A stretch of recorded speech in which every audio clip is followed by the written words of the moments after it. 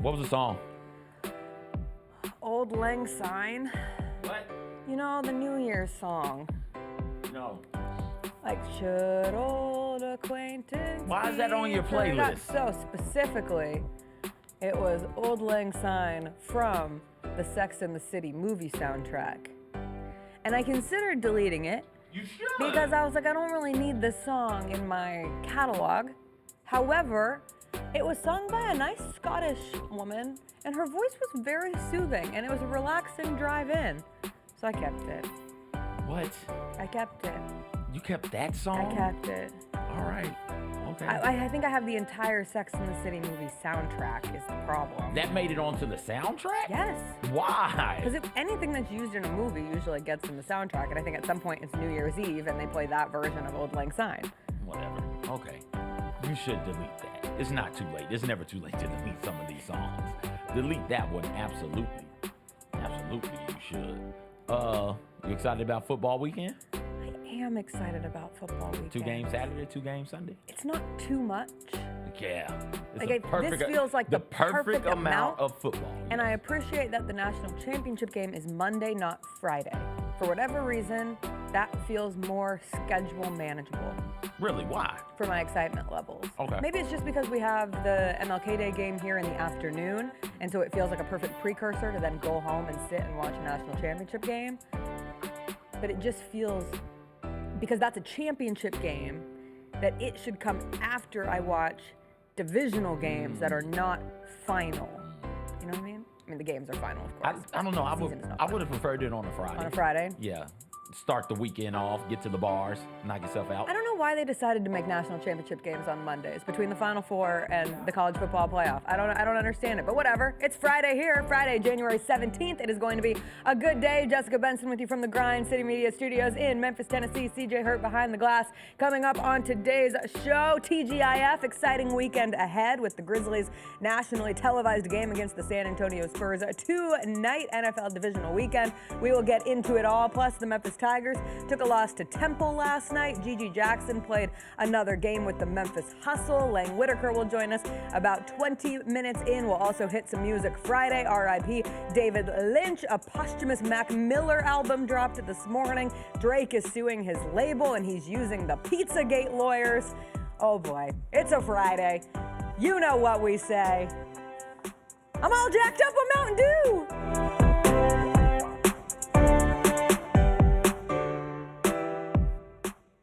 Grizz Nation, it's time to send Ja, Sharon, and Dez to the 2025 All-Star Game. Oh! What did we just see, partner? Take 3! Take 3! Bain for 3. Bingo! Desmond Bain Heating it up. Blocked by Sharon! most versatile power forward in the game today. Head to NBA.com/vote, the NBA app, or simply use the QR code on the screen to send your Grizzlies to the All-Star Game today. Our fans have a huge impact on our ability to play to the level that we're striving for. Drop off. Durant. Oh! Well, you wanted home crowd involvement. I love those moments where you see our guys engaging in the fans, and the fans just get pumped up. They are standing in FedEx Forum. I would hate to be on the other side with the opposition when FedEx Forum's rolling. That's such an unbelievable relationship that our group has with our fans.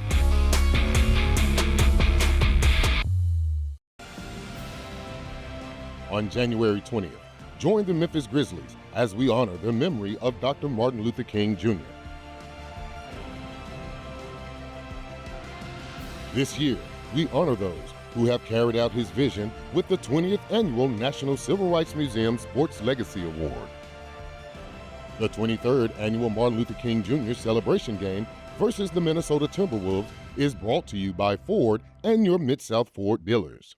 Sonic Radio. Welcome back to Sonic RNDIO. That spells radio with me, the CIO. This just in, the new Sonic $1.99 menu lets you build a crave-worthy meal for just $1.99 an item, whether that's a creamy shake, crispy tots, or a quarter-pound double cheeseburger. This just out. Ostriches. They're mean, not very cute, and in my opinion, way too big for a bird. Don't miss the Sonic Fun 99 menu. 5 items, always $1.99. Live free, eat Sonic. Tax not included. See menu for details. Grizzlies fans, dunks, dimes, and no-looks are great on TV, but nothing compares to catching them IRL. And that starts with buying tickets at Ticketmaster, the official ticket marketplace of the Memphis Grizzlies and the NBA. Ticketmaster gets you to the game so you can catch every highlight in person. From seeing your favorite Grizzly stars up close to hearing the squeak of the sneakers on the hardwood. Put that jersey collection to use and get tickets at Ticketmaster. There's no better brag than saying you saw it live. See you courtside, Memphis. Is Hulkamania officially dead? Yes. When you have over 17,000 people live and you have Netflix premiere the biggest day in WWE history, and meanwhile they boo him out of the building? Hulk Hogan, I'm coming for you! That is your core audience, and they don't want it. Tune in to Grind City Wrestling weekly on the Grind City Media app and on the Grind City Media YouTube channel.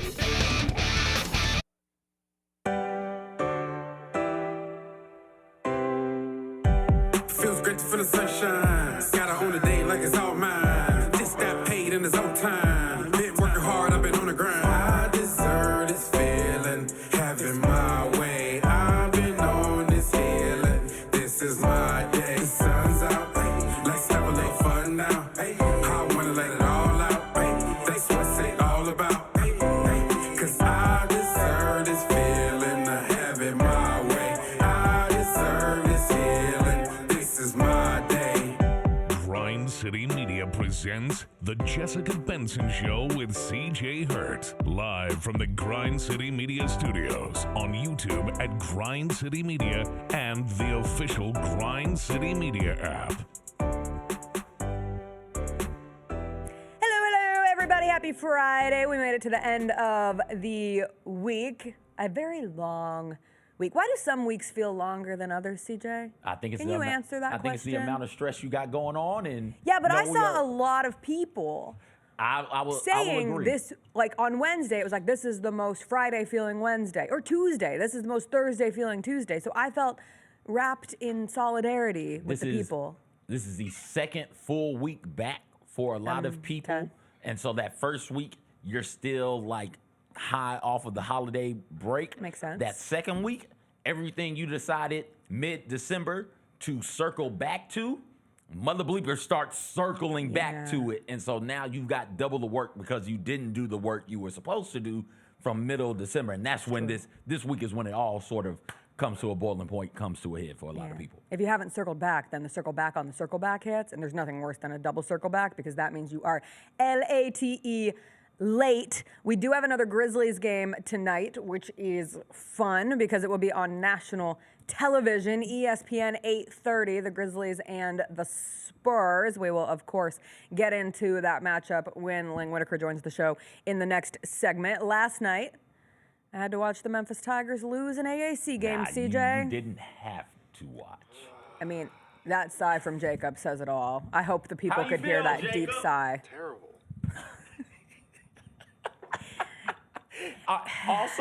Also, he called it.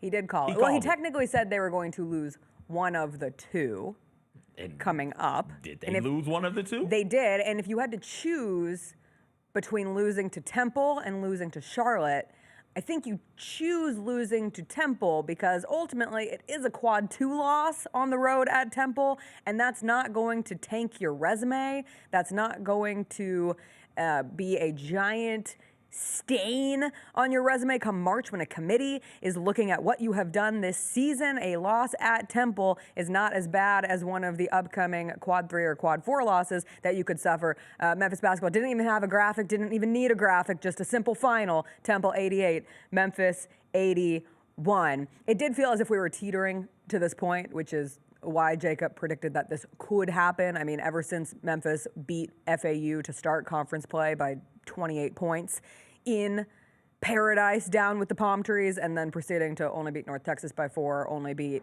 East Carolina by 4, and they went down in the first half against Temple yesterday. There was one time where Temple made like 4 threes in a row. They were getting every offensive rebound imaginable. I know it 20 plus offensive rebounds. 22 to be exact. And Memphis shot 9% from 3. What did they shoot? Like 20% from 3?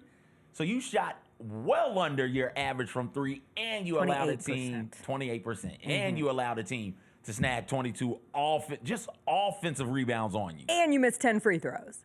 Like, I think it's very easy to, especially as the game was winding down and PJ Haggerty misses those 2, and then the Temple player could not have been more wide open for the dunk on the other end. There was nobody around him. And so it goes from a 4-point game to a 6-point game in a swing, and you think, well, if PJ Haggerty's going to be out here missing free throws, like, this just isn't the Tigers' night.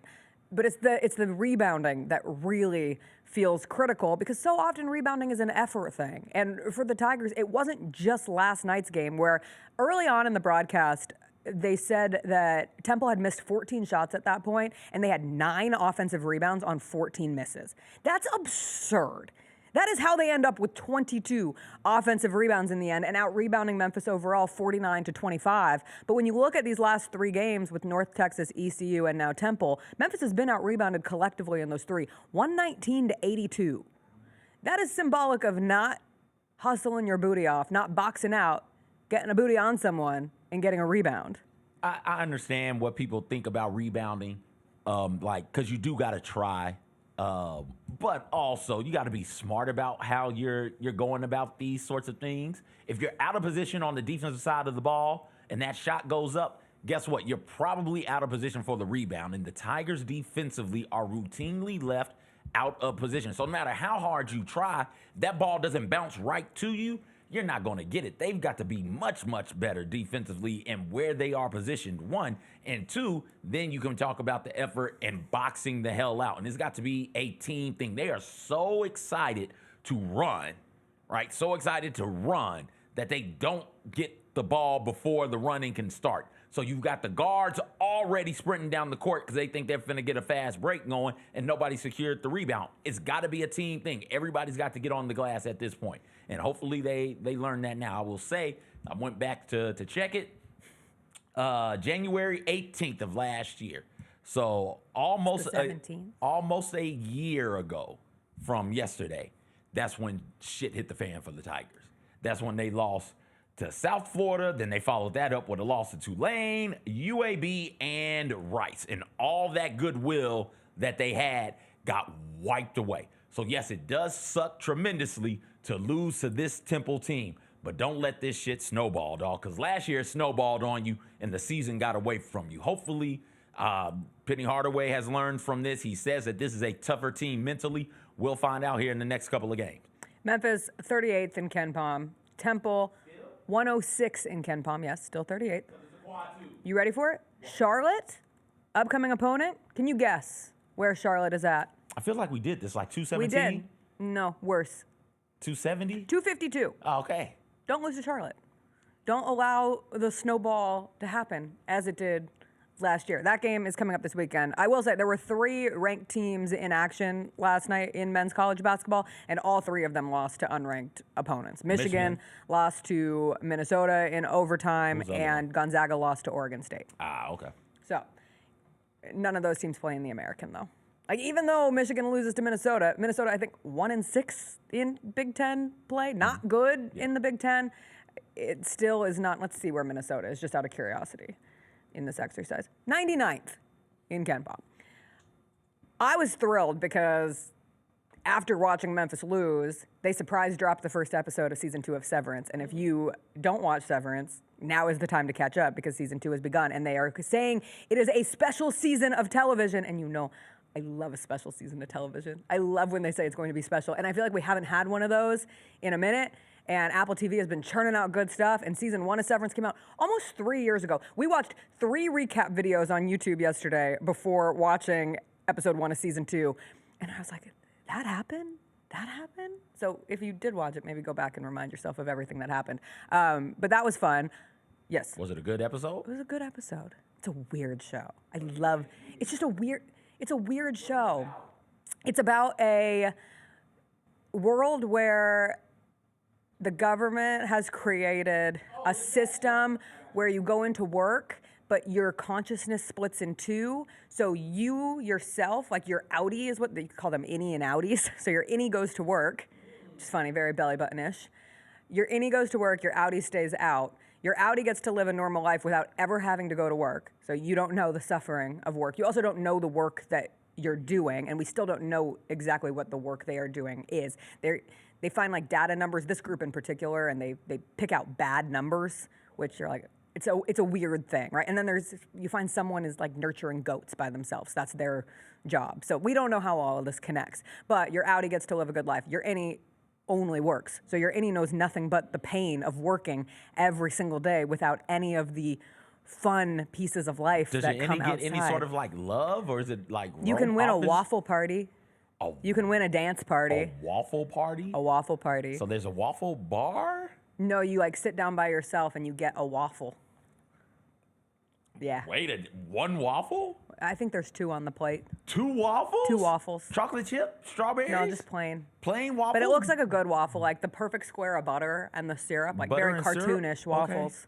Okay. All right. Yeah, so they have like little prizes. I thought pizza parties were bad. No, this makes pizza parties look like it would be grand. Wow. Yeah. But it's an interesting concept, and there's some fun little twisties along the way. But it is a very weird show, and it feels like it's an anxiety-riddled show. Like the way that it's shot and the way that it's narratively structured, you feel uneasy watching it. But Adam Scott is the main character.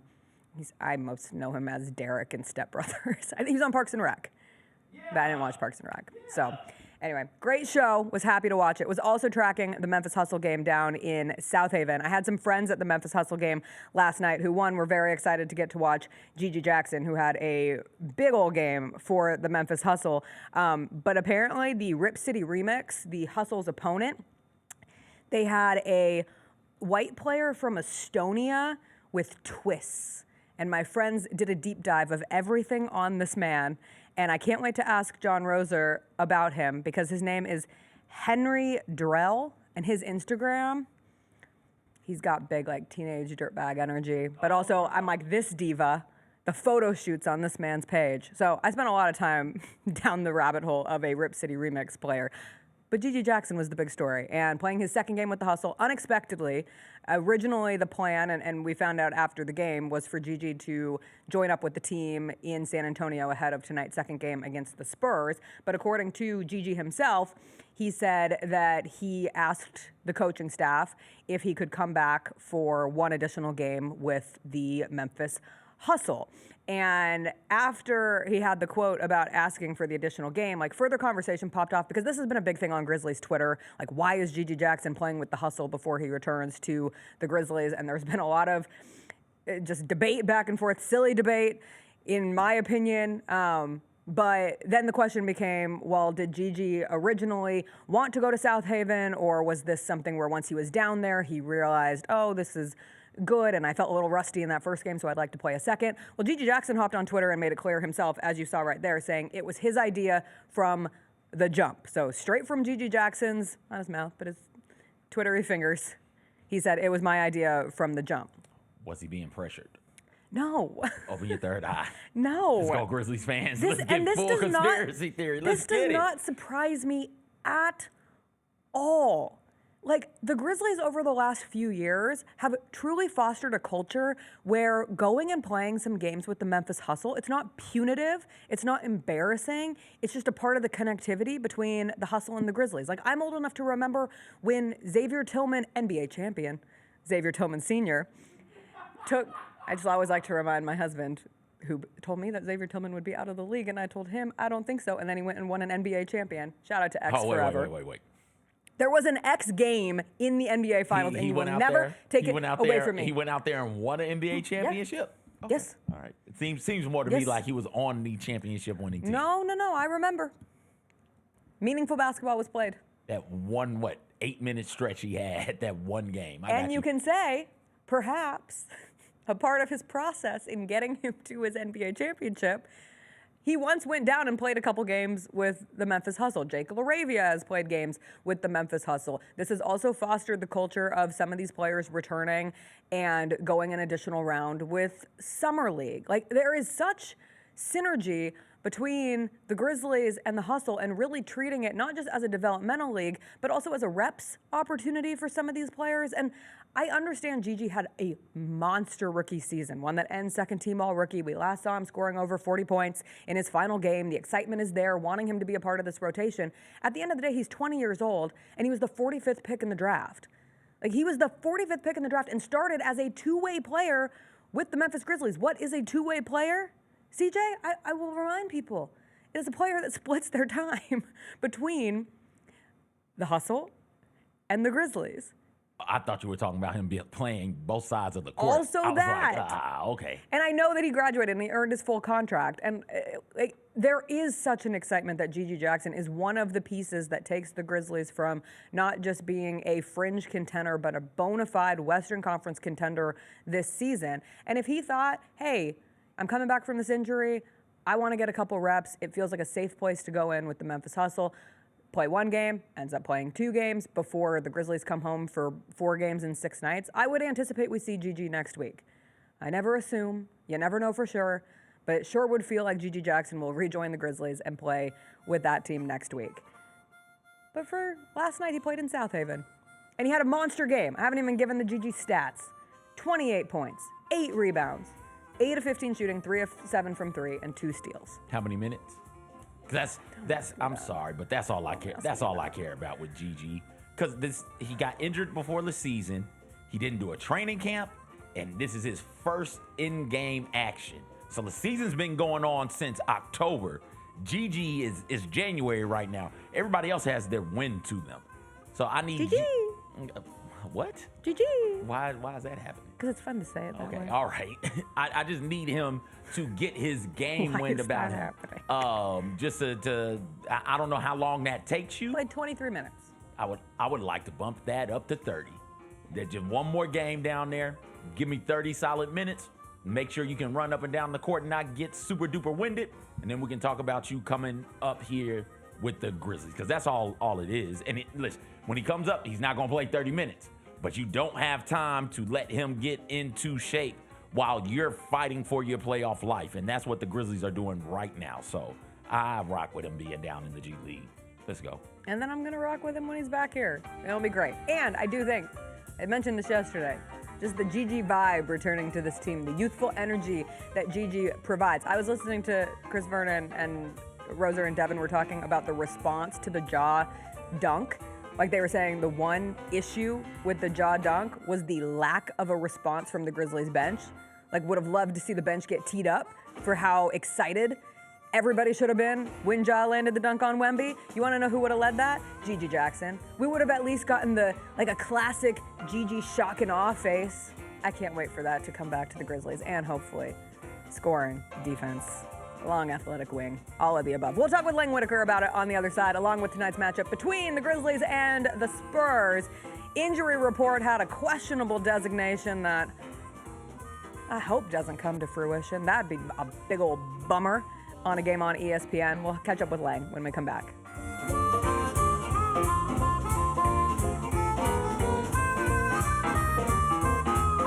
Sitting right next to me, am I right? The one and only Jay Huff. Were you comfortable there in your seat? I'm great. I've been adjusting it, playing around with the height settings. What are you exactly? 7'1" or 7 even? Or I say 7'2" because I wear shoes. Hey, Grizzlies fans, be sure to tune in to Grizzbeat, where the panel and I break down all things Grizzlies and take a look at the rest of the NBA as well. The show is live every Wednesday, 2 p.m. on YouTube at Grind City Media and the official Grind City Media app. Let's face it, there's a lot of trash talk in basketball, but the great teams let their performance do the talking. Like Ford F-150 with Pro Power on board, a class-exclusive industry-first feature that turns your truck into a mobile generator and leaves the competition speechless. Ford F-150, official truck of the Grizzlies. Greatness starts here at your Mid-South Ford dealer. Class is full-size pickups under 8,500 pounds, GVWR. Kroger shoppers and Grizz fans, one exclusive last-minute discounted ticket deals texted straight to you during the Grizzlies 2024-2025 season. Sign up with the new Kroger Buzzer Beater deal. Fans can sign up by texting Grizz to 636-479 or visit your local Kroger store in the Delta Division and scan the QR code. By signing up, you agree to receive recurring automated promotional and personalized marketing text messages from the Memphis Grizzlies. Consent is not a condition of any purchase. Message frequency varies. Message and data rates may apply. When it's all on the line, you turn to the strong, the stable, the unwavering. To those with a history of raising their performance, to meet the moment. It's true in basketball. It's true in banking. Grizzlies Checking from Pinnacle. Play hard. Bank easy. Open a Grizzlies checking account with at least $100 and a recurring direct deposit by August 31st, and you could receive a $200 direct deposit bonus into your account. Details at grizzliesbanking.com. Member FDIC. Thanks for showing up, Memphis. Nothing beats catching your Grizzlies IRL, and nobody knows that better than you. So next time you want to hit up a game, Ticketmaster's got your back with tickets to every upcoming matchup. Whether you're catching the Grizzlies at home or on the road, you'll find tickets at Ticketmaster, the official ticket marketplace of the Memphis Grizzlies and the NBA. Keep putting that jersey collection to use and get Grizzlies tickets today. There's no better brag than saying you saw it live. See you courtside again soon, Memphis. I did a video and I thought it was pretty funny, and I said, well, I'm gonna post it on TikTok and see what it does. You know, we watched Alabama beat Miami. We had no idea that the video was blowing up the whole time we were beating Miami, or we would have kept doing it. Yeah. So I told Tide roll. The Tide, tell them, Willie. Tide roll, baby. That's what they do. We always gonna get beat because you cannot mess with the Tide. The Chris Vernon Show, live on weekdays at noon on YouTube at Grind City Media and the official Grind City Media app.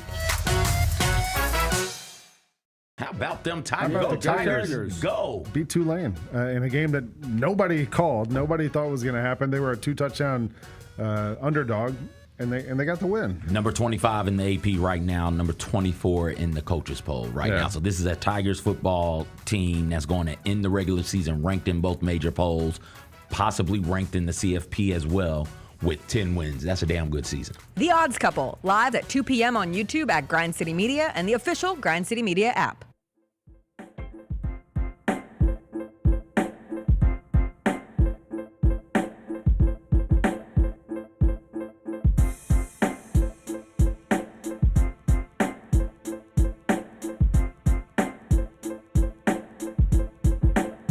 Welcome back. It is Friday. That means it's time to welcome Lang Whitaker into the what's studio. up? Lang, Sorry, I need to scoot up here. how are you? I'm great. How are you guys doing? Oh, just wonderful. A little USC action today? Yeah, I decided I didn't want to do my hair. Yeah. You know, Same. you guys Same do thing. it all the time. Like, I literally had the same thought this morning. CJ has a hat on. I could You go have a hatless, hat look. on. Gary often has a hat on. Vernon often has a hat on. Roser and Devin wear hats. Bennett wears a hat. What am I doing? I'm not like being accusatory at all. That was accusatory to me. It was more like you're wearing a USC. I was more curious No. why USC today. Because the sweater was a How's that? rental and I'll it go- was I red. can go no hat. And this one matched. I actually was looking for a Memphis Hustle hat, true story, and I was gonna wear my Memphis Hustle beanie, Yeah. but it felt inauthentic to wear my beanie today because I only wear beanies when it's excessively cold, and it's gonna be like 55 degrees this afternoon. You mean like a ski cap? Yeah. Oh, like I think of beanie like a beret kind of. Oh no, a beanie's like How's that? what CJ has on. I went with the Versailles, my favorite restaurant in Miami, Cuban restaurant. I've been there. Yeah, it's the best. I had the best Cubano. It's the best. It's fantastic. Yeah. I always send people there. It is a good spot. Yeah. So, but USC's not playing this weekend. I know, but actually, hold on, wait, just The a women minute. are playing. That's what I was gonna say. Yeah, I don't they're remember who playing. we're playing though. We play Indiana, 11 a.m. on NBC Classic on Big Ten Sunday. matchup. Exactly. Yeah. I can't What time wait. is it? 11 a.m. Oh, on man. NBC. Well, you're going to beat Indiana because they're a disaster this year.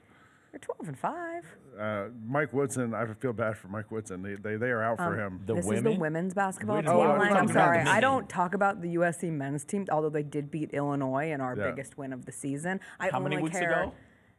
last week. It was fairly recent. And I also haven't discussed this because I don't love it, but it's a fact in the sport right now. The best team in women's college basketball this season is UCLA. Yeah. They're undefeated, and they're incredible. I have not watched a UCLA women's basketball Have game you watched yet. much of the women's, the 3v3 league? It starts tomorrow. In Miami, yeah. I've seen like or clips it starts of the, today or tomorrow. I don't know, but I've seen clips of them practicing and like having scrimmages and stuff. I'm so intrigued by it. Yeah. Like this is the honest take on it. Mm-hmm. I don't have a lot of bandwidth for additional sports to be added to my schedule these days. Like, even though football comes to an end, that feels like the time to turn the page and really get into college basketball, both men's and women's college basketball. Grizzlies season is constant for us, but once you're on the second half of the season, there's just like an added oomph to it that takes attention. So between that new golf endeavor. I was gonna say, yeah, I've been watching that, the golf league. Did you watch the one with Tiger Yeah. the other night? We actually Did you enjoy recorded it and You watched it recorded back. it. Yeah, because my son had a game. And Okay. he wanted to watch it. My son wanted to I watch saw he Tiger. came out to Eye of the Tiger. Yeah, Which that felt was like a the little only much. appropriate I mean, the other way. thing that was kind of ridiculous is it was the Los Angeles team against the Tigers team. They all have like cities attached to the teams, but they all play in Florida. But the Serena Williams' husband owns, I guess, the LA team, the Alexis. So that's why she Ohanian. was on the broadcast. That's why she was there. So like her husband and her were sitting like in a owner's box, and they kept cutting to her husband, who would like he was like Caesar in Gladiator or whatever. Like every time they'd cut to like the LA team, he would stand up and be like. That's funny. It was kind of ridiculous. That league was really fun. It's been fun to watch. Like Tiger is on a not great team. I mean, Max Homa is really good. Kevin Kistner hasn't played in years. He's an announcer on TV. He played at Georgia, and now he's an announcer on television. And like he hit like probably the most viral moment of that league so far was Kisner had a bunker shot and he sculled it and just hit it off the flag stick at about 1,000 miles an hour from 6 feet away, and all the golfers just crack up laughing. But it's kind of weird because they're in this like giant. It's almost like a Dude Perfect Virtual. thing. Yeah, like and they. But mixed virtual, because then the short game is real. It's real, but it's not real grass. And so like on parts of it, so like if you pitch from some places, it's different than other places. The green that they pitch onto rotates. So depending where your ball is, it spins around. So you hit from the same spot, cool. but the green turns. So like that makes it different elevations and different things. It's pretty cool. Like it's fine. It's 2 hours. Yeah. And it's on Tuesday night. There's not a lot else on Tuesday night. That's what I was going to say is the key to it. And it's on ESPN, so it's easy to find. With this Unrivaled league, kind of similar. They start on Friday, but they're playing Mondays and Saturdays. I think Unrivaled has done a really good job of marketing, and the rollout of this league has made it enough. So it does start tonight on TNT, and the games are on TNT. They're also on True TV, so you have a reason to watch True TV outside of Impractical Jokers and March Madness. But even like the names of the teams for Unrivaled, they're the Laces, the Lunar Owls, the Mist, the Phantom, the Rose, and the Vinyl. Like, they're just cool, and the colors are cool. Like, it's a very aesthetically pleasing league. 3v3 is interesting to me because, like, I remember like 10 years ago, I was talking to an NBA player when the Big Three launched. You know, which was all retired NBA players playing 3-on-3. And I was talking to an active at the time NBA player, and he was like, "Look, we end every practice playing 3-on-3," and he goes, "It's actually a lot of fun if you're playing with people who understand basketball because you backdoor, you cut, there's things you can do." And I was like, well, the problem with that the Big Three was it was all guys who would just play one-on-one. Like, I don't want to, like, Allen Iverson's not cutting back door on somebody. You know, Joe Johnson's not going to, like, fake and go underneath. Like, the problem with the Big Three was it was just guys you want to see. Like, if that was a one-on-one league, it might be a lot more interesting. I think the women's league, the Unrivaled 3v3 thing, like, that has the potential to be really cool, like, from a basketball standpoint. We haven't seen them play yet, but I don't know if is it gonna be like TNT makes it maybe a little easier to find the games than like Live Golf. They just announced, those games, they were on the CW the last 2 years, those matches or whatever, and you could never find them. Like, it's like, what are these on? So they just announced a new deal with Live on Fox Sports 1. So Fox is gonna have Live Golf now. So like that'll probably be a little easier to find. These games being on TNT probably is going to make them a lot more accessible. Yeah, I'm genuinely interested. I am and too. we need to get better at 3-on-3 because if the Olympics showed anything, we might own the world on a 5-on-5 basketball stage. But our 3-on-3 teams needed some serious work, so this is where it can begin. I actually understand 3v3 more than I ever have because the 2K League the last couple of years, we had a 3v3 thing. There's only so much you can do on 3v3. Like, you have a point guard, one guy can set a screen, either on the ball or off the ball, and that's kind of it. You know, like, so like we like struggled to come up with plays because there's only that much you can do. So I think. What do you think is the most critical position to have great? For us, it was like you need like a point guard who could dribble was our thing. But like that's on a video game. I don't know if in real life it matters that much. Shooting is really important. I was at premium on scorers. Like athleticism isn't as important. Like being able to dunk on people, like that doesn't really matter in 3v3. But if you could take someone off the dribble and then like in the Olympics, if I remember correctly, 3-point shots counted as 2. And there was something with the free throws counted, like if you made 2 free throws, they each counted 1, and it counted more than a 2-point basket. So the scoring was kind of weird. So shooting, I think, is the premium in that thing, and probably like like basketball knowledge is probably as important as anything. Being able to switch, help out, all that kind of stuff. I'm excited to watch. I'm also very excited to watch Grizzlies Spurs tonight, part 2 on ESPN. The injury report came out. John Morant was listed as questionable. Yeah. There's no way he misses this game. I don't know. Coming off that dunk. I mean, of course, if there's a health-related reason for him to miss this game, but I just thought how disappointing it would be after how the game ended the other night than to not have him tonight. Making that dunk makes me think that's why he might miss this game. And I mean, he's already hit the 17-game, right? Or he's right at it. He's right at it. Yeah. He couldn't miss another game for the rest of the year, which seems unlikely. I mean, look, we have 4 games in 6 days next week at home. I kind of feel like, all right, Ja, we're already 2-1 on this road trip. Worst case scenario, we finish 2-2. We've got all these home games here next week. There's the big TNT game on Monday afternoon, the MLK game. Let's just make sure we get here healthy and everyone like in good form and play that game against the Timberwolves, which is a big game. So I don't know. I wouldn't be shocked if he missed it. And listen, this is a complete arbitrary thing. I recognize. He has not played 5 games in a row in over 2 years. Neither have I. And he's only played 4 games consecutively since coming back from the injury. I would just love to see a 5th straight game. Yeah, I mean, look, we know Ja, he wants to play. Of course. Yeah, Ja's going to want to play. Especially coming out of, they're going to run the hell out of that dunk in every pregame show opportunity throughout the day on ESPN. Yeah. They used it excessively yesterday. It became almost obnoxious because the conversations that were then popping off of, wow, that's not a dunk. He threw it. I'm like, oh my God, what are we doing here? Do you hate fun? Do these people hate fun? CJ, do you hate fun? Yes. Okay, that makes sense. When it happened, I was watching the game. My son was doing homework with his back to the TV, and I started yelling. And my son spins around and thinks like I had an accident or something, and he's like, and I was like, no, you missed it. But I was watching on my phone all the replays of it after the game went on, and I was like watching all those different angles. And there was the one from like the baseline on the other side, and my son looks over my shoulder and goes, oh, that looks like the Air Jordan logo. And I was like, oh, yeah, it does look like the Jumpman. So then I went and found the Jumpman, and I saved that, and I screenshotted the other one. I was like, look, I'm going to do the post, like you said, this is the Jumpman logo. That thing's got like 120,000 views or something crazy on Twitter. And I told my son, I was like, look, you went viral. But here's the internet culture. I showed it to him the next morning. We woke up. I was like, hey, here's your idea for this post. Look, you were right. Like, this nailed it. It went viral. And like one of the first comments was, these don't look anything alike. And he goes, but it says they don't look alike. And I was like, you can't, this is rule number 1. You're a kid. You're learning this now. Don't read the comments. Don't read the comments. You're right. All these people agree with you. One person disagrees. Listen to the people who agree with you. Have you seen the LSAT question? So the LSAT is what you take when you're studying for law school? To get into law school. You take the LSAT. And there's an LSAT question that's gone fairly viral. I have not seen this.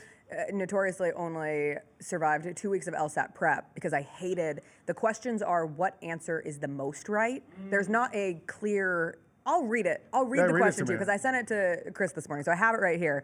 It might be difficult to. Let me and CJ answer. It might be difficult to hear audio-wise, like sometimes it's critical reading skills, but the point people have been making on it. But you're a broadcasting professional, so we won't have any issue with you. Absolutely. Yeah, but people have been saying like how many people confidently came into this girl's responses on the tweet saying, well, it's clearly this answer, and then her being like, no, actually, the designated answer. So the question is, physical education should teach people to pursue healthy, active lifestyles as they grow older, but the focus on competitive sports in most schools causes most of the less competitive students to turn away from sports. Having learned to think of themselves as unathletic, they do not exercise enough to stay healthy. Which one of the following is most strongly supported by the statements above if they are true? All right. A, physical education should include non-competitive activities. B, competition causes most students to turn away from sports. C, people who are talented at competitive physical endeavors exercise regularly.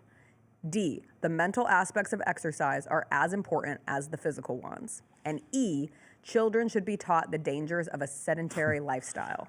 So which one's the most true based on the question? The most true based on the question. So, you should not make assumptions that are not compatible with I'm the going passage. either A or B, and I'd probably go B just because I don't think they'd make A the right answer. You know, like, so I'm gonna go B. CJ, It's A, and for the record, I only know it's A because I did MCAT prep, I did PCAT prep. I went to pharmacy school, and what got me in pharmacy, it took you 2 weeks to figure that out about the LSAT. Took me 2 years. Like, this is why I flunked out of pharmacy school twice. These types of dumbass questions here. They give you a bunch of information you do not need. You do not need it at all, but you have to find the piece that you need. The answer is A. the answer is A. Right. Physical education should include non-competitive activities. The subject of the question, or the subject of the passage, is physical education. Read B. B is competition causes most students to turn away from sports. That's assuming. B, it's the most right there, Lane. Whenever No, they start using those I just said things, B because I don't think they would make it A. You know what I mean? Like, whatever you got to do to I try and get figured these answers. A and E are kind of like throw you off. You know, B, C, or D is where you're going to get the meat of it. when you used to take tests, the multiple choice tests, was B your, like, I don't know what it is? No, B or C. C. B or C, but B was mine. B was yours. C was mine. And I could ace a standardized test. Like, I didn't do very well in like school. Standardized tests, like, that's how I made it through school, basically. This was a level 1 LSAT question, and people are losing their minds. But to go back to the point of Beck seeing somebody say, that doesn't look anything alike. Like, yes, it does. Yeah, like, no, if you it's look at, it's not even a Worcester type test. Like, there are similarities between these two. Worcester test. I can never say it Rorschach? right. Rorschach, yes, thank you. I call it the sauce constantly. One of my best friends I went to college with graduated from college and decided to go to law school because he thought, like, he was like, you know what, like, I want to get, like, challenged academically and, you know, have a rigorous academic experience and mentally and go through this. And after one day of law school, he dropped out. And I said, what happened? He goes, you know, I went to school my whole life, and I got to law school, and I thought, finally, no more a-holes. And after one day, same old a-holes. Same old a-holes. And he dropped out. I would say it's way worse. It's way worse because these dweebs have been smart their entire life and think they shit don't stink. And so they come in with all of this arrogance, and then all of a sudden they get hit with a little bit of adversity, and they can't take it at that point. And they start, like, flipping out. I did tell my wife the other day, since we're just talking about whatever here, I was thinking about it the other day. A lot of my most successful financially successful friends, I can't even say that sentence. A lot of my most financially successful friends, I realized, are lawyers. They make a ton of money, but they're miserable. Perhaps. But I was like, maybe that's the way we should force our son, like, to make him a lawyer. But everyone who goes to law school and becomes a lawyer will tell you that they would recommend you do anything else with your life other than that. I have friends who, like, went to law school but aren't trial lawyers. You know what I mean? Like, but I don't know. Yeah. Do you want to know why I wanted to go to law school? This is where I realized, like, why am I wasting my time? Blonde. No. I was trying to figure out the best way to get into sports broadcasting. And I was trying to find a niche. And I wanted to be the legal expert on SportsCenter. That's what or on ESPN. That's what I identified. Like they have the injury expert. Yes, the person who goes through expert. and, like, reads through lawsuits. Well, according to the writ of habeas and then I was like, corpus. why on earth would I go to law school, study for the stupid LSAT test where you have to find the most right answers on these dumb passages? I'm gonna go work local news. Yeah, you know what else you learn could how to do? cover a football team. You know what else you could do is just brand yourself as the legal sports expert. True. I could do it now. Who's gonna say no? No one no one's gonna look up your credentials. You know what I mean? Yes. Just go on Twitter and be like, well, according to the past precedents we've seen and the blah blah blah, we've seen this adjudicated in the past. Yes. Just make up some crap. I No one watched cares. Suits. Yeah. I watched all of Suits at Yeah. some point. With the Grizzlies game tonight, having won against back to the Grizzlies, as I knock off my hat.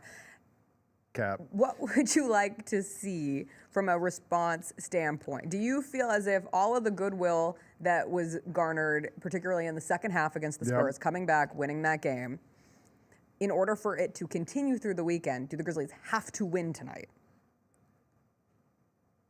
Who cares? CJ is being so weird behind you. I don't care. Who cares about goodwill though? Like that's it's my like caring point. about Twitter. It's It like doesn't caring matter. about, It's January 17th, and Yeah. we're about to start game 1 of the second half of the season. Yeah, like I don't really care. And the Grizzlies I just are want to still see in the third in the Grizzlies play West. well. Like I Me don't too. care what people think or how Yeah. they feel or like all the arguments The about stuff. tone. Yeah, like who cares? Like I do think the Grizzlies played way better in that second half than they played in the first half, and I'd like to see them play with that same urgency from start to finish tonight. By the way, I said, the game Monday's TNT. Tonight's game's ESPN, I think. Yes. Yeah, so I'd like to see them just play as well as they did the other day against in the second half of the Spurs game. I'd like to see them start that way. We've seen them struggle in some of these first halves. I think immediately that Sacramento had that 46-point first quarter against them. Houston had that big first quarter here. The Grizzlies have let some teams kind of put them in the hole to start the game, and hopefully they're able to do that tonight. Yeah, I found myself challenging because I when I saw the injury report and hopefully questionable oftentimes leads to somebody playing. I thought, wow, I really hope the Grizzlies go and make a statement on ESPN. They have not played on national television since mid-November. They lost that game to the Warriors. There hasn't been a lot of a chance for a national audience to be like, oh, this is a Grizzlies team that I should be paying attention to this year. And coming off of all the attention on the jaw dunk on Wemby, like the Grizzlies are back in the collective NBA consciousness. Like, sure, people who cover the NBA regularly have kept the Grizzlies up in that, like maybe not the upper echelon of the season with the Celtics, Cavs, and Thunder. Thunder beat the Cavs last night by 100, 30. Well, seeing that score, at one point they were up 40. Yeah. But people kind of put those three, and then it's Grizzlies, Rockets, Knicks in a category underneath that. But just the casual basketball fan has not had a lot of Grizzlies in their life. So you look at a game like tonight and want a great performance. But if they don't have a great performance tonight, by no means is it an indictment on where the season's You know who's at. due for a big one tonight is Jaren. Because Jaren had coming a off great last night, second half, 2 nights ago. or fourth quarter against the game 2 nights ago, but he struggled in the first half. And ended up being like the first guy out of the locker room at halftime to get shots up and like get going.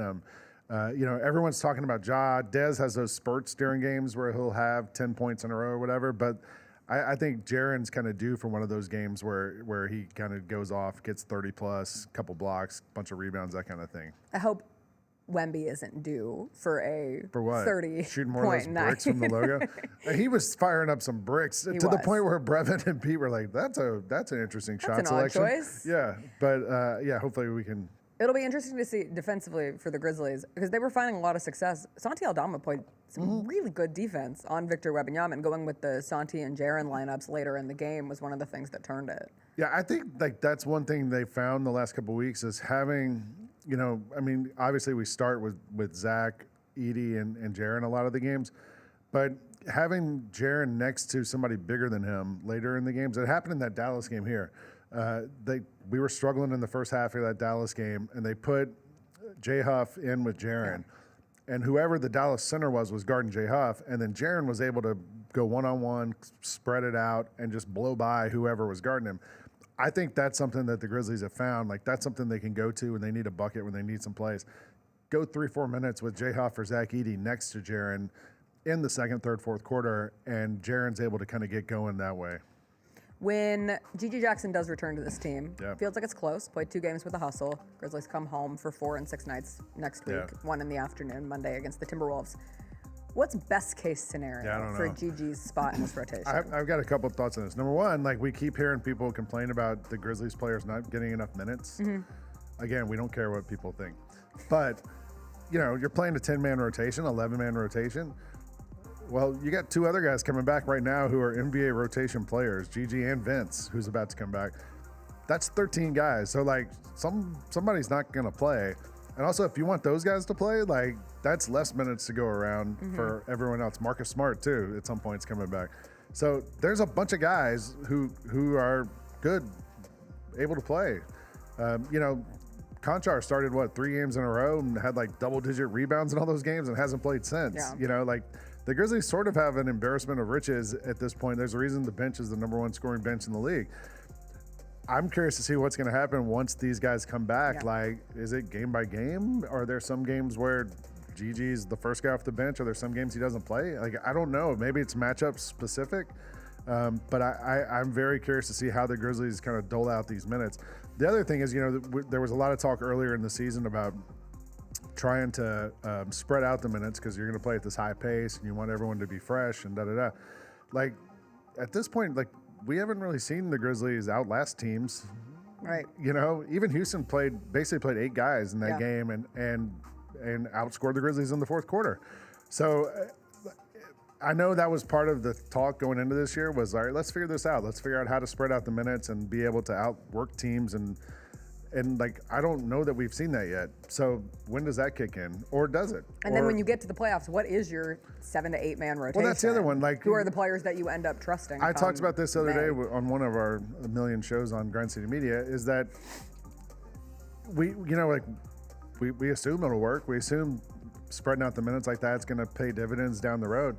But one that we know doesn't really pay dividends down the road is we've seen the Knicks. We've seen Tom Thibodeau with the Bulls play these guys 44 minutes a game in the regular season in the playoffs, and then run out of juice in the playoffs. We've never seen them win a title of using this kind of like minute thing. So we know playing those guys huge minutes doesn't work. So that one we can kind of check off.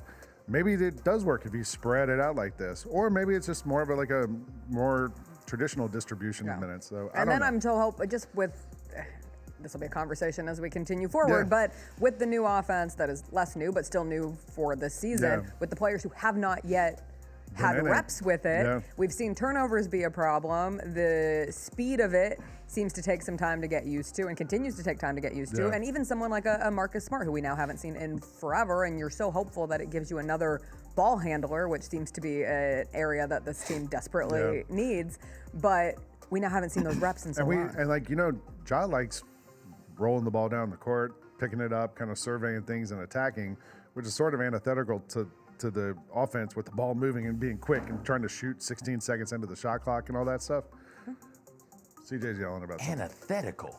I used the word antithetical. That was on my LSAT. Well, we started talking about the LSATs, and this show really elevated itself. But I think that's going to be something to look at. I noticed the last 2 weeks, and here's another word for you.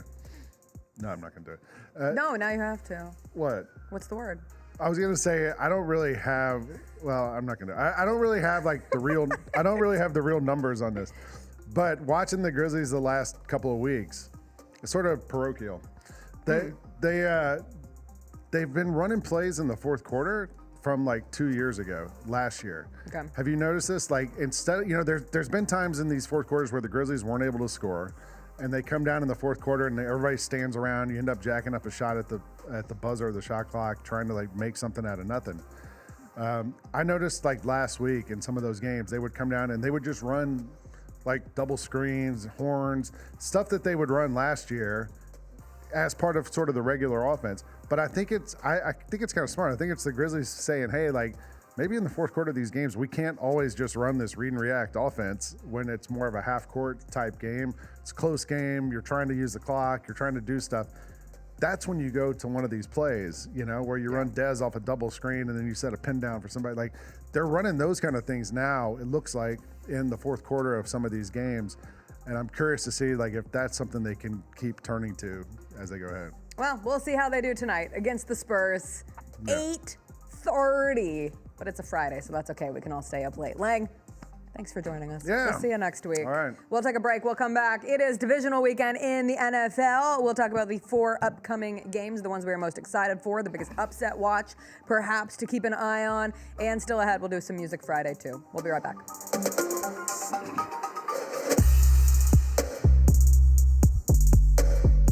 Grizz Nation, it's time to send Ja, Sharon, and Dez to the 2025 All-Star Game. Oh! What did we just see, partner? Take three. Take three. Bain for three. Bingo! Desmond Bain heating it up. Blocked by Sharon. Most versatile power forward in the game today. Head to NBA.com/vote, the NBA app, or simply use the QR code on the screen to send your Grizzlies to the All-Star Game today. Our fans have a huge impact on our ability to play to the level that we're striving for. Drop off, Morant. Oh! Well, you wanted home crowd involvement. I love those moments where you see our guys engaging in the fans, and the fans just get pumped up. They are standing in FedEx Forum. I would hate to be on the other side with the opposition when FedEx Forum's rolling. That's such an unbelievable relationship that our group has with our fans.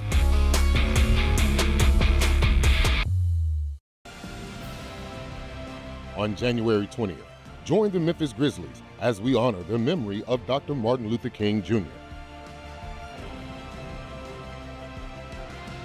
This year, we honor those who have carried out his vision with the 20th Annual National Civil Rights Museum Sports Legacy Award. The 23rd Annual Martin Luther King Jr. Celebration Game versus the Minnesota Timberwolves is brought to you by Ford and your Mid-South Ford dealers. It's your turn to drive into luxury at Southland Casino Hotel. Join us on Saturdays to win your share of up to $1 million in free play and prizes. And don't miss the chance to take home luxury itself during the grand finale drawings. Drive off in a 2025 Land Rover on February 1st or a 2025 Range Rover on March 1st. 2 vehicles, 2 finales, 1 million ways to enjoy luxury only at Southland Casino Hotel. Must be 21 or up. Play responsibly. For help quitting, call 800-522-4700. Thanks for showing up, Memphis. Nothing compares to catching your Grizzlies IRL. And that all starts with buying tickets at Ticketmaster, the official ticket marketplace of the Memphis Grizzlies and the NBA. Ticketmaster gets you to the game so you can catch every highlight. Put that jersey collection to use for the next game and get Grizzlies tickets at Ticketmaster. Whether they're here at FedEx Forum or on the road, Ticketmaster's got your back when it comes to scoring tickets. And there's no better brag than saying you saw it live. Derrick Rose was honored in Chicago this weekend. That was cool. Former Memphis Tiger. One of the things I've noticed about him, he's immensely respected by his peers. Yes. People love him. People love Derrick Rose. I don't know exactly how to pinpoint it, but he matters to people. The impact that guy made in his hometown, on that franchise, and just on basketball in general, he deserves. There ain't an honor you could give him that I would argue with. The Gary Parrish Show, live on weekdays at 10 a.m. on YouTube at Grind City Media and the official Grind City Media app. If I was a high school player, or if, let's say I'm the father of a child who's 16 years old, and Mike Vick comes knocking on my kid's door, and Virginia's there also, and so is Virginia Tech, I'm like, yo, you gotta go where Vick is. You gotta go to Norfolk State. Get all of your HBCU sports and culture news by tuning in to HBCU Huddle with CJ Hurt and Mike Wallace. New episodes drop every Thursday on grindcitymedia.com, YouTube, and Spotify.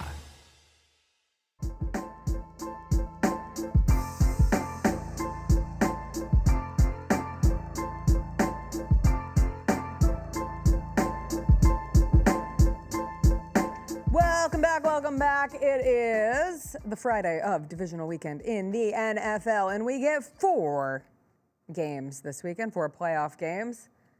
And I am genuinely amped for all 4 of them. Do you have a favorite of the group, CJ? Are you going to be contrarian if I ask you what game you're most excited for? What would be the contrarian answer? Anything but Ravens-Bills. Okay. I feel like if you polled 100 people. We got it in the chat right now. Okay, our chat question of the day, which NFL divisional round game interests you the most? 71% are saying Ravens-Bills. I would say, not to be specific, but like interests you the most, I would use the word like excites you the most. I mean, interests me the most because I'm curious if a team could pull off an upset. There's not really an upset to be pulled off with Ravens-Bills. It's just the anticipation of the Lamar Jackson-Josh Allen showdown. Yeah, we only got 7 more NFL games on the season. 4 this weekend, and then 2 next weekend, and then the Super Bowl, correct? Yeah, Yes. so I'm excited about all of of them. But yeah, that Bills-Ravens game, from an opportunity to define a legacy, right? We don't get we get that every year in the playoffs, right? But it's not so clear, right? Like take the Commanders Lions, for example. Like a win there is going to help somebody take another step towards making a legacy or having a legacy defining moment for themselves. But I think Jaden Daniels will have another chance. You get what I'm saying? The Lions, they're not going anywhere. They'll have another chance. With Lamar Jackson and Josh Allen, it is so clearly this opportunity for them. First, you got to beat one of those. You know, if you're Lamar, beat Josh. If Josh beat Lamar. And then you got to take on what we're going to assume will be Patrick Mahomes and the Kansas City Chiefs. Right? Like that's what this game is for both of them. So this is about more than just the game. And they can't play it like this, but it is about more than just the game on the field. We will be talking about this game for one of these guys in a positive way for assuming they can beat Patrick Mahomes, which is a big assumption. We will be talking about that for the rest of their career. And for the other guy who loses, we will be using that as a knock on him probably the rest of his career as well. So that's the game. Also, it's two of the best teams in the NFL, two of the most explosive offenses with four of the most explosive players in the NFL right now. Allen Lamar, Derrick Henry, Flowers. James Cook is criminally underrated. Fine, James Cook, right? Like there are fun offensive weapons, and there's a good defense on both sides of the ball. The Ravens gave up the most passing yards through the first 11 weeks of the season. They made that switch at safety, and they've been really, really good. Only allowed 2 quarterbacks to throw for over 200 yards the rest of the way following week 11, and one of those was Russell Wilson last week, and they had to throw the football. They just weren't going to be able to run the ball. The Steelers weren't. So like this Ravens secondary and this Ravens front seven, really, really good. And guess what? So are the Bills. And Jessica, we're getting weather. Like I love when we get weather. Hey, did you know? We just found this out. I'll give Lang Whitaker a shout out because he was watching the graphic on ESPN on the TV in the room next to us that we can see. He said Josh Allen 12-2 in games below 25 degrees. Ooh, it's supposed to feel like 0. That's because he's mixed. He's part polar bear, right? Like he's crazy like a polar bear. He comes from the Arctic. He has big polar bear energy. He's the size of a polar bear. He's the size of a polar bear, and he has that, like, I might do this and I might hurt myself in the process, but I'm gonna do it anyway because I'm crazy like a polar bear. Crazier than a polar bear. That's what we say, right? Is that what we say? No, I don't think anyone has ever said that. Okay. But we should. Polar bears are misunderstood. They're insane. They're they've got the same publicists that lions got. Right? Like I don't know. I think we are trained to be more afraid of lions than we are polar bears, but a polar bear can kill you just as quick. Quicker. Maybe quicker. Those paws, like, yeah. But I'm saying from a just true menace standpoint, we don't think about lions in the like legitimate menace way that we should. Lions and hyenas are the same damn thing. That's Lion King. Lion King made us sympathetic towards lions. I'm serious. But we've always had heart of the lion, courage of the lion. Like we've got those types of things that existed well before Lion King. Yeah, that goes back to mythology. Yeah. Polar bears. Polar Bear Express. Big Coke. No. Big Coca-Cola. Makes them look cute and I cuddly. love Coke. I had a great Diet Coke. Oh my gosh, a crispy Diet Coke. I hadn't had one in weeks. Had one yesterday. Hit like something else. We saw those polar bears on those Coca-Cola ads, and we thought, they're just like us. They're cracking a cold Coca-Cola in their little igloo, and everything's good and dandy. That's what changed us, or established how we view polar bears. What other polar bears in pop culture have we had? Another polar bear. I feel like we had one that was trying to run around eating things the way a polar bear should. Right? Like, watch a documentary on polar bears. We haven't had a lot of fictional polar bears. Really? We have the Coca-Cola bears. Okay. We have Ice Bear from the animated TV show We Bear Bears. Never heard of it. Oh, the Unfamiliar. We Bear Bears is cool. It's that bear, and then it's a black bear, and then it's a panda bear, which isn't a bear, but they're all friends. They all hang out and stuff. There's the polar bear from the Golden Compass. Okay. There's best polar bear. If we were drafting polar bears, and I don't think we have enough to draft. I don't think we have enough. The icy bear. The bear on ices. Yeah. That's why we think polar bears are so And- cool. But a polar and- bear will kill you. And Josh Allen. And Josh Allen. And Josh Allen. And Josh Allen. In the cold, it's the NFL. These guys have made a living out of throwing their bodies at other men who are throwing their bodies right back. Josh Allen is the size of a linebacker, of a defensive end. So when Josh Allen gets outside of the pocket and gets downfield and it's 10 degrees outside and you've already been hitting a bunch and it's midway through the third quarter and you see this large behemoth of a man barreling towards you, he's looking at your eyes and you can see there's no slide in him, there's no run out of bounds in him, and you're the defensive back. Like, yeah, you make a business decision, dog. Let me try and grab him at his ankles. I'm not trying to take that shoulder in the chest. It's way too cold for this.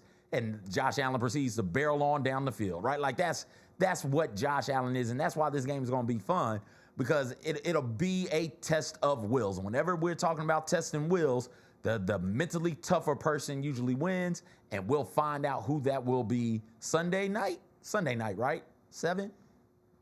No, 5:30. No, 5:30. No, 5:30. Oh, that's Even better. That's incredible. We will find out. Josh Allen is remarkable, and Lamar Jackson is just as remarkable. If Josh Allen is a polar bear, Lamar Jackson is a what? What's that? My first thing that mongoose? always goes is a gazelle, because of the way that he jukes and runs is very gazelle-like. And I think there are change of pace. Change of pace can survive against more predatorial, maybe more larger, scary human beings. Think about any offensive line or any defensive lineman that's trying to tackle Lamar Jackson. He always finds a way around it. And I think they can exist in the snow. You're not going to get a clean shot on Lamar Jackson. No. Whereas Who has more at stake? I hate doing this, but it does feel as if, because like you said, this is the kind of game that we talk about forever in regards to these two players' legacies. Who has more at stake, or is it equal stake, and that's why this game is so great? It's equal stake because neither one of them have beaten Mahomes. Right? Neither one have beaten Mahomes. Lamar has never won 2 playoff games in a row. Josh Allen hasn't won 2 playoff games in a row in years. Have either of them beaten Joe Burrow? Right, like that. I'm not sure. I'll look it up. But like this game is sort of the, what do we call it when the winner of the fight gets to take on the champion, right? Like that. That's what this is. In order to get a shot at him, you've got to beat this other guy. Reminds me of Afro Samurai. Jessica, I know you know, but at home you might not know. Afro Samurai, there's a bunch of samurais who are running around fighting for the #1 headband. And once you get the #1 headband, nobody can attack you but the person with the #2 headband. So you get the #1 headband, you're straight. All you have to do is fight the person with the #2 headband.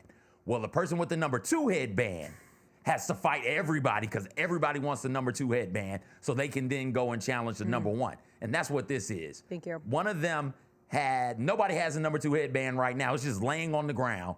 Lamar and Josh Allen, the Ravens and the Bills, have got to fight for the #2 headband so that they can get the right to challenge. I'm assuming weird things happen, though. I'm assuming it'll be Patrick Mahomes. Come on, and the Chiefs. Texans. But that's Come a game. on, Texans. Outside of Bills, Ravens, that's a game I'm really intrigued by. I'm just concerned that the Texans' offensive line can't hold up enough to make it interesting. I believe in the Texans' defense enough. And when you look at the fact that the Chiefs' plus 59 scoring differential is 62 points worse than any other 15-win team in NFL history. 59-point scoring differential is 62 points worse than any other team other than the Chiefs this year who won 15 games in a season. There is a vulnerability there with Kansas City. However, historically speaking, I am riding with the Chiefs until the Chiefs lose a game, because that feels like the smart move to make, because we have seen this happen time and time again. You're most interested in Texans as an upset? That Super Bowl appearance, not Super Bowl appearance, that appearance that they got to the conference championship game, the Bengals did, on their way to losing to the Chiefs 20-23 in a remarkable game, if I remember correctly. The Joe Burrow's Bengals beat Lamar Jackson's Ravens and Josh Allen's Bills. So, yeah, they hadn't beat Joe Burrow either. Yeah, the Chiefs Texans is a game I'm intrigued because weird things happen, and the weirdest thing that could happen is the Texans beating the Chiefs. Is an AFC South representative making it to championship weekend? That would be the weirdest thing that could happen. And it's crazy that we say that would be the weirdest thing that would happen, considering that the hot upset to pick is the Commanders over the Lions. I don't think we're giving the Detroit Lions nearly enough credit for what they have done this season. And I get that it's a testament to Jaden Daniels, and that's fantastic. I am not taking away from the nature of Jaden Daniels' play that has made it at least tantalizing enough to think they could just go in there and upset Detroit. In Detroit, the environment. And what do you mean, in Detroit? What the environment at that game is going to be insane. Since when have we talked about Detroit Lions fans like this? I am right now. Yeah, but that's not a hard place to win. People have been going into Detroit and beating the shit out of the Lions since the 1930s. This ain't the 30s. The Lions. I know it feels. I know right now on this January 17th, it can feel a lot like the 1930s. However, it is 2025. Damn it. The Lions have been in existence. Lane brought this up on Odds Couple yesterday. Lions came into existence in 1930, and this is the first time the Lions have been a #1 overall seed in the playoffs. The first time. So this is new. All of this is new for everybody who loves the Detroit Lions. All of it is new. So I'm not sure if the crowd is going to matter all that much more than what a normal crowd would matter in a divisional game. Let's not make it seem like the Lions are one of these glory franchises that's been winning things since winning was invented. No, they've been around. They've been around since football been invented, but they've been losers the entire time. That's what they've been. So I'm not giving the Lions crowd any sort of extra if you're going that comes with it. The past, the Commanders have just been losers, period. Commanders have Super Bowls, plural. But not for decades upon decades. Great. They don't have any since, 1990? 90 was the Super Bowl win, I do believe. Maybe 91? I'm going to say 90, final answer. What's the Commander Super Bowl? 89. It might have been the 89 season, but it was a 90 Super Bowl. That's what I think it is. Hell, it wasn't 92. It might have been 92. It couldn't have been 92. It was 91. It was 91. You're correct. Damn it. So, yeah, they've got one 82, in 91. 87, 91. So they've got one in 91. The Lions have one never. Never. Zero. Never. All that said, my upset pick of the week is the Rams over the Eagles. I think the Rams are the team of destiny, going through everything with the Los Angeles Fires and playing with something more behind them, adding in the fact that their defense is much improved. And this is a group that has been to a Super Bowl and won a Super Bowl. And by group, I mean Matthew Stafford and McVay as a coach-quarterback duo. And I think there's something to that. To think McVay was going to walk away this season. Yes. The job that he's done post-Rams Super Bowl impressive. Has been remarkable to me. Think about all the things they gave up and the way you build a good football team and the way good franchises remain good is by hitting on draft picks who remain cost-effective, allowing you to build depth behind various positions. And they gave all of that up to go out there and get Stafford, and then they had to sign Ndamukong Suh. Oh, what's my other guy's name? Aaron Donald. Right? You had to pay all of these people, all of this OBJ. You went out there and got him, paid him all of that money, ruining your future. So I thought, and he's been good, like good in a really tough situation. I think that the most obvious answer is probably the most right answer in sports when we start looking ahead. And I don't want to look too far ahead. I just want to live in this moment and enjoy these divisional games. I think a lot of people are going to be upset when it's Chiefs-Eagles, right? Like, that Eagles defense is so damn good. And what the Rams did so well against the Vikings is get pressure on Darnold, right? And so you say, all right, surely they can do that again. Yeah, but you're trying to get pressure on a team who can say, great, here the pressure comes, Devontae Smith, here, go run with it. Saquon Barkley, screen, there you go. I like how that's a perfect Jalen Hurts passing motion. Screen. It's called a pitch. There it is, right there. Uh-oh, everybody's coming. You're not worried at all about the loss of Nakobe Dean and what it means for the Eagles' defense? I think they got good depth behind fair. Dean. It sucks not having him, but I think they've got enough to be able to find a way to get pressure, consistent pressure on Stafford. The concern I might have is, cool, you can get pressure, but can you cover long enough? Because Puka's legit, and you still have Cooper Kupp out there running really good, was also good routes. on that Super Bowl winning team. So, like, you got to be. Williams has been great. You've got to be able to cover for at least 3 seconds those two studs at wide receiver, and that would be my only question with the Eagles. They could start a rookie, which that's where I wonder. Who's they? The Eagles. Okay. For Nakobe Dean, they have options. They've got Jeremiah Trotter. They have veteran Oren Burks. One of the other options is Bryce Huff, former Memphis Tiger Bryce Huff, who's on that Eagles roster. It'll be interesting what they end up rolling with, but I don't know. The Rams are my upset pick of the weekend, and I really hope that we're sitting here talking about an epic showdown between Lamar Jackson and Josh Allen come Monday.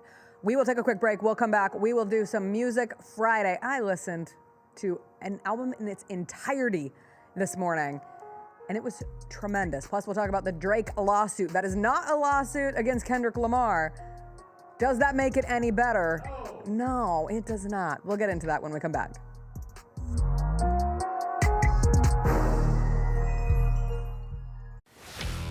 Let's face it, there's a lot of trash talk in basketball, but the great teams let their performance do the talking.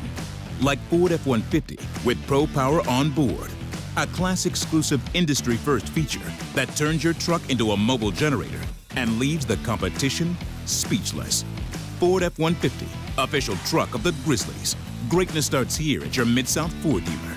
Class is full-size pickups under 8,500 pounds, GVWR.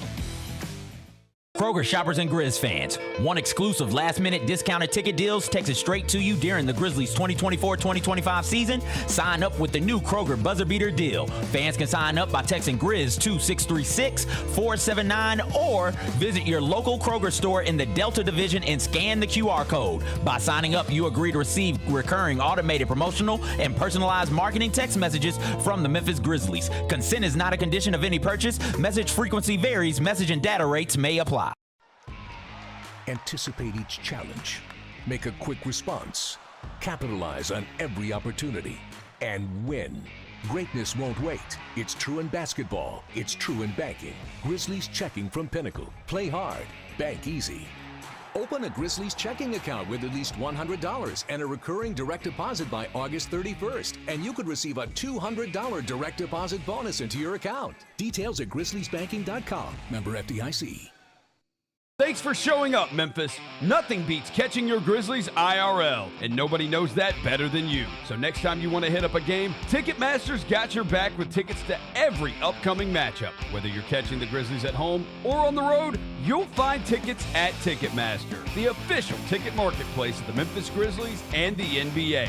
Keep putting that jersey collection to use and get Grizzlies tickets today. There's no better brag than saying you saw it live. See you courtside again soon, Memphis. So these are a pair of Kobe 11 Elite Low. These were part of a collaboration with FC Barcelona. I've never seen these in person. The detail on these are amazing. It's Flyknit, like, you know, the front of the shoe is Flyknit. It's got the lunar lawn, I remember, and the insole is removable. Yeah. The Sneak Fest show, live Tuesdays at 2 p.m. on Grind City Media on X, YouTube, and the official Grind City Media mobile app. Grizz Nation gets set for tip-off 1 hour before every Grizzlies home game with the warm-up show. Get the latest news, notes, and analysis live from courtside at FedEx Forum. This team is doing everything that Taylor Jenkins and his coaching staff envisioned it could do. Join me, Lang Whitaker, along with Michael Wallace, Jessica Benson, and other personalities from Grind City Media, Memphis, and around the NBA. 1 hour before every home game, live at Grind City Media on X, YouTube, and the official Grind City Media mobile app.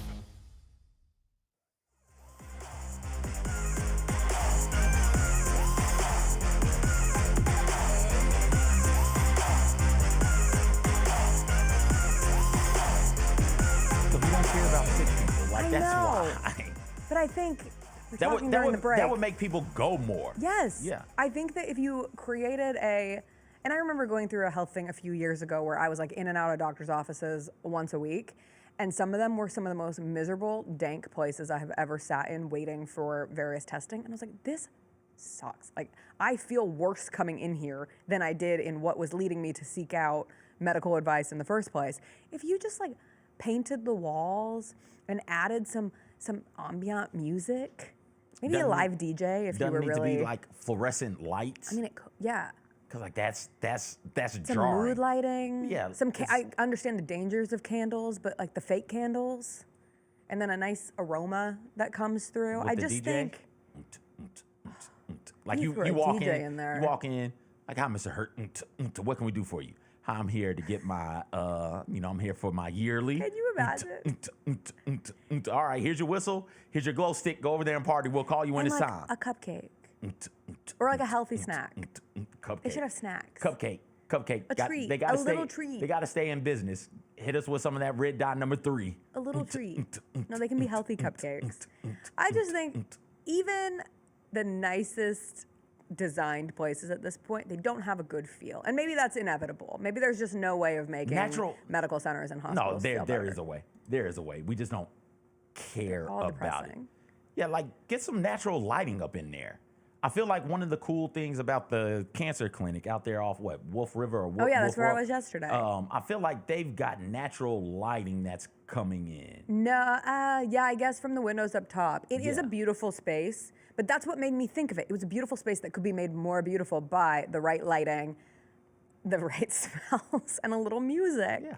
One time I walked in there and there was someone singing, and I thought it was lovely. And then I realized it was just a nurse going out of her day to sing to the people who were in the waiting room. And then you get into the back rooms. Those are what need the makeover too. They can also make the beds more comfortable. There is nothing more uncomfortable hold on now. than Hold on. Pump the your like brakes. gurney beds that you're Pump your laying brakes on. here. What do you need a sleep number bed for your hospital I don't trip? need a sleep number bed. I just need some You comfort. need memory foam? Sure. Like, come on, a man. pad. Come on, man. That can't be that difficult. Come on now. I don't know. You don't want you're uncomfortable laying back with your feet in the stirrups. You need it to be a little bit more comfy, Just a little cozy. more comfortable. Get out of here. You stop Anyway, it. let's do a little Music Friday before we get into our weekend. R.I.P. David Lynch. I was devastated to see the breaking news yesterday that David Lynch had passed away. And you might be thinking, Jessica, this is Music Friday. David Lynch is a director and movie maker and TV maker. And that is true. Did you ever watch Twin Peaks, CJ? I feel like you would have loved Twin Peaks. I have no clue who Mr. Lynch is. He probably most famous for Twin Peaks. He directed one of my favorite movies, Mulholland Drive. He did a movie called Blue Velvet. He did Elephant Man. His first movie was Eraserhead. He did Blue Velvet. Okay, I'm so aware. you get his Blue vibe. Velvet. Okay. Very surrealism, weird in the best of ways. But Twin Peaks is a fantastic show if you're looking for an older show to revisit. And what I love about Twin Peaks and what I love about David Lynch is that he did music in movies and TV so good and so creatively. Twin Peaks, the album of Twin Peaks is what made me go watch Twin Peaks. And he, along with the composer that he worked with and one of the singers, like they acted as a unit creating the theme song, which is called Falling, and you should go listen to that song because it's a great song. They did a lot of instrumentals, they did a lot of original music, and that like acted as a supplement to the show itself, which is such a cool concept, and we don't get as much of that. Like music supervision as a whole is done very differently today. A lot of popular music is used. That's fine, certainly has a place for it, but David Lynch was like a visionary when it came to how he used music in his projects. So thought I'd give a shout out because that one hurt yesterday. We talk all the time about, you and I do, about soundtracks for movies and how we need the soundtrack to match the movie. Don't just go out and grab random songs from yesteryear, like put together original soundtracks. And from what you're describing, it sounds like he understood the place music had in movie and TV. And it can take it can make an average film good. It can make a good film great. It can make a great film all time, right? So please, directors out there who are listening to the show, because I know all of you watch, pay attention to the music. Yeah, all you directors, pay attention. I started my Friday by listening to the new Mac Miller album that came out this morning. It's called Balloonerism, 14 tracks, an hour long, perfect length of an album. it sounds like Mac Miller came back from the dead. And what struck me about this album in its totality, it feels like it could have come out this year. Like, which is a testament to like how progressive Mac was in his music when he was alive. Like he was a step ahead.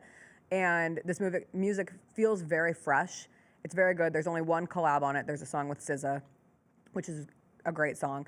I found myself getting emotional. Listen, I loved Mac Miller. A lot of people loved Mac Miller. He was pretty universally respected in the industry and just had a really special way with words. This is a good listen. Go give it 1 hour of your time. It's a good one. Mac was on I think, I don't want to be too hyperbolic here, but it felt like Mac, Kendrick, J. Cole were peers on the same sort of pathway towards the same sort of thing. And that thing was best in rap for a generation. And he was taken away way, way, way too soon. I hadn't listened to it yet. Is it good? It's really good. All right, I'm going to give it a listen because I'll get emotional thinking about Mac Miller, like, oh, what could have been had he not taken his own life. There's a line in one of the songs that's essentially like, nobody dies on a Friday, and then Mac Miller died on a Friday. Oh, don't tell me things like that. Stop it. It just, it's one of those moments where you just think, wow, the connectivity of life and lyrics and to an artist can be devastating at times, but it's a good listen. The big story in the music world continues to be Drake and Kendrick. Drake has now sued his record label, Universal Music Group, for putting, quote, his life and reputation at risk by their release and promotion of Not Like Us. Drake really wants you to know this lawsuit is entirely about UMG, Universal Music Group. It is not a lawsuit to Kendrick Lamar. It does not matter. It is lame. It is lame-o behavior. And I feel that he is trying to mask the lame-o behavior by being like, no, I'm not trying to settle my beef with Drake in a court or with Kendrick in a courtroom. This is all about my label. This is all about Universal Music Group. It doesn't matter. They're connected. They are one and the same. This is such another devastating move by Drake for his reputation. This does not help. I don't understand why he went about it this way. It doesn't hurt anything. He's still the most streamed artist, isn't he? No, I don't think so. Okay, all right. I thought he was. So maybe I'm wrong. I thought Kendrick took that spot. Okay. So he's what, second, third, fourth, right? Like my larger point. No, Taylor Swift. My larger point is Drake is doing fine. Like Taylor Swift erasure there. He can do what's the list? Is that, tell me what it is that you're looking at. Most streamed artist of Spotify. This week, last week, 2024? I think it's total. All time. This list is all time. Okay, I think. And Drake is number 2. Come on, man. But there's such a, wow. Yeah. The Swift to Drake drop off. They rock. And with there is Swift. Swift is 97 billion, and Drake is 82 billion. And then it's Bad Bunny behind Drake, and then The Weeknd, and then Ed Sheeran, and then Ariana Grande. That's because it's in the totality. You don't get to Kendrick until 21. But Not Like Us has over 1 billion listens and was the most streamed song of the year, certainly. Say all that to say Drake is fine. So whatever hit he takes from this, he'll still be fine. And I think that's why he's comfortable doing this with these types of antics, because he knows at the end of the day, we're still going to listen to Hotline Bling. We're still going to listen to whatever the hell else your favorite Drake song is. Like, we're going to listen to those things. Hotline Bling. I was struggling to come up with one off the top of my head. What's another good Drake song that you people like? I don't know. But we're as a collective, we're still going to listen to You My Everything. Okay, yeah, we're still going to how does that go? Baby, you're the best. The first one. Yeah, that's when I knew I didn't like that dude. You remember the music video? I actually like that song. I know you do. And that's my point. That you actually like a bunch of Drake songs that you will continue to listen to. So him doing this, I don't know what he's trying to get out of it, but he is comfortable doing this because he knows we're still going to listen to it. Nice for what? Nice for what? Another one. All right, fine, sure. He's comfortable doing this with some type of end goal. I don't know if it is to expose how people are driving up numbers in manufactured artificial ways in the music industry. I don't know if it is him trying to get out of a deal with UMG so he can go make more money doing something else. But there is a larger thing at play here. It is, though, still really, really dweeby behavior. Instead of telling the teacher on the student, you're telling the principal on the teacher, which doesn't make it any better. You're still a crybaby at the end of the day, man. I don't think he recovers from this. He's using the Pizzagate lawyers. They are considering this. They are trying to make a comparison. Within the lawsuit, they are saying that this is like Pizzagate. Like Kendrick's portrayal of Drake as a pedophile and having the quote of trying to strike a chord and it's probably a minor in a real lawsuit just tickles me. Most streamed artists of 2024. That's what it was on Spotify. Okay. Most streamed. Taylor Swift, The Weeknd, Bad Bunny, Drake. Drake, top 5 most streamed artists last year, as Kendrick Lamar is but you got a half eviscerating a him year in the battle. before he was beginning to eviscerate him. Well, time will tell. We'll find out. Most how far he falls. Most streamed songs globally, Spotify 2024.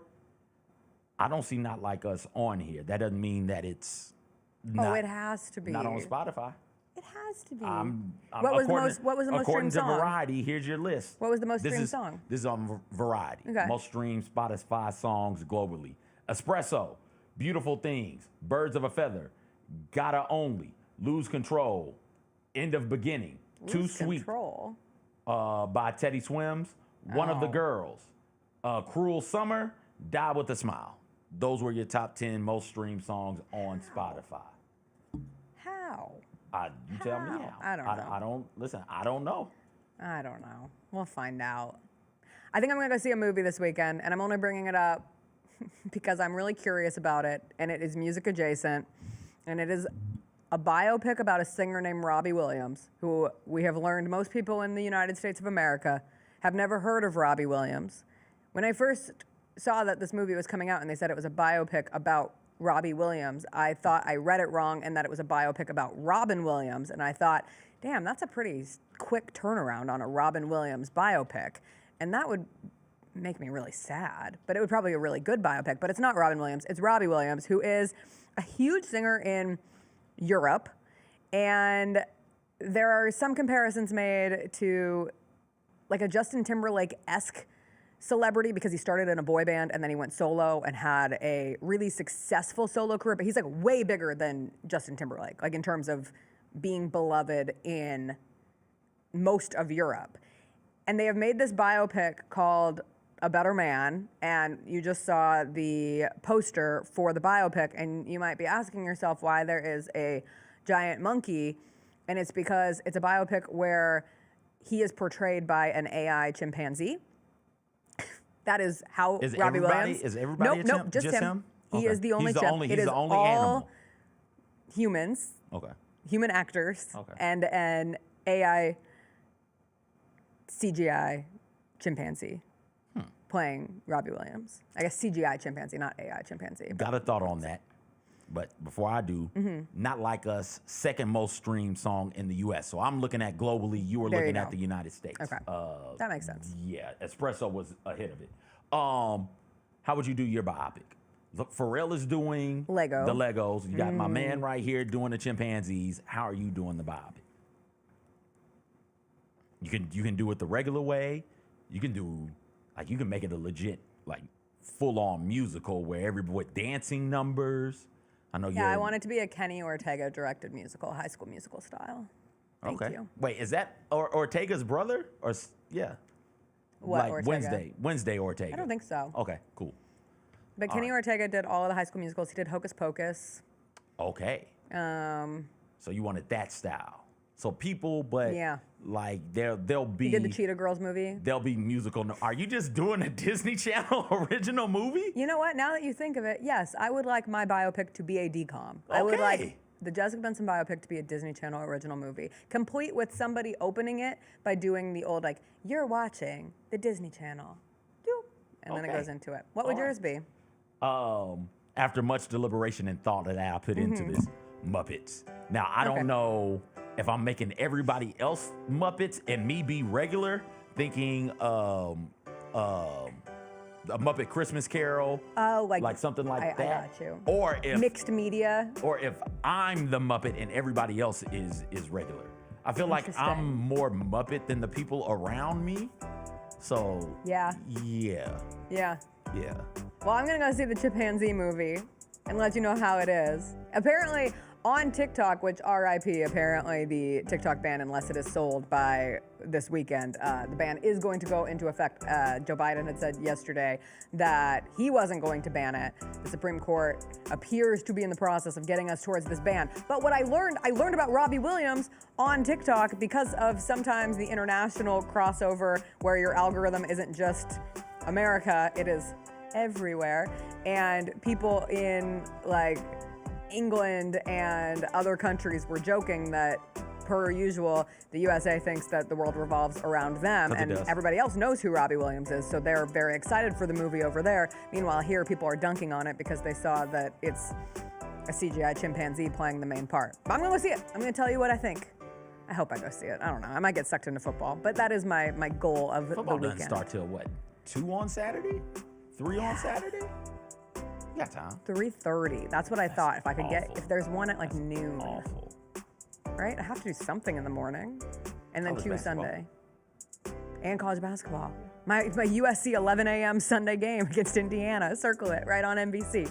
We will be back on Monday. It will be MLK Day, always a special day. I believe we will have special guest Cheryl Miller in studio, one of the greatest women's basketball players of all time. She was one of this year's MLK Day National Civil Rights Museum honorees. And we'll be so excited to have a chance to connect with her. It's always a special day in this city as the Grizzlies will take on the Timberwolves. Grizzlies Spurs tonight on ESPN. It's also a triple voting day for All-Star voting.